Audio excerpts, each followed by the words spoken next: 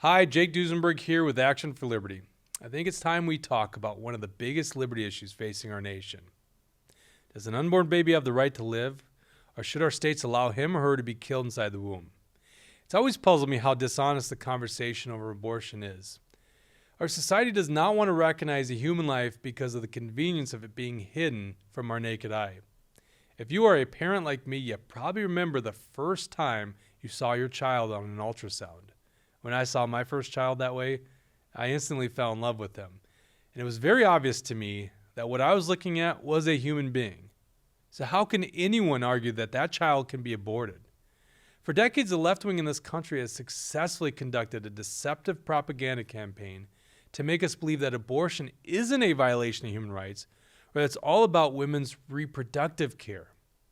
Governor Walz immediately responded to the Supreme Court ruling on Friday that overturned Roe v. Wade by issuing an executive order. In that order, he protects women who travel to Minnesota to abort their babies, since some of our neighboring states are outlawing the practice. Not one time in the 3-page executive order does Tim Walz mention the word abortion.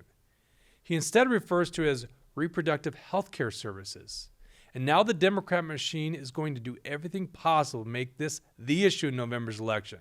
And they're going to try to convince women that Republicans are opposed to their health care.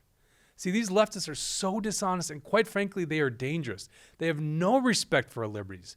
This was so clear during COVID when they used the pandemic to lock us in our homes and impose mandates. Remember, they scream about my body, my choice now, but they were fully willing to allow you and me to lose our jobs and our way of life if we didn't roll up our sleeves and get the experimental jab. They weren't pro-choice on that. These people con us into believing they care about us, but when push comes to shove, all they care about is remaining in power. It's always about them and not us, and certainly not about the liberties of an unborn baby.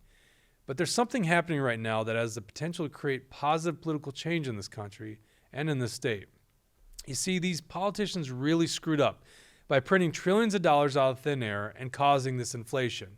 And they also screwed up by going too far with radical COVID-19 measures. This upcoming election cycle will be a repudiation of the failed policies of the political class.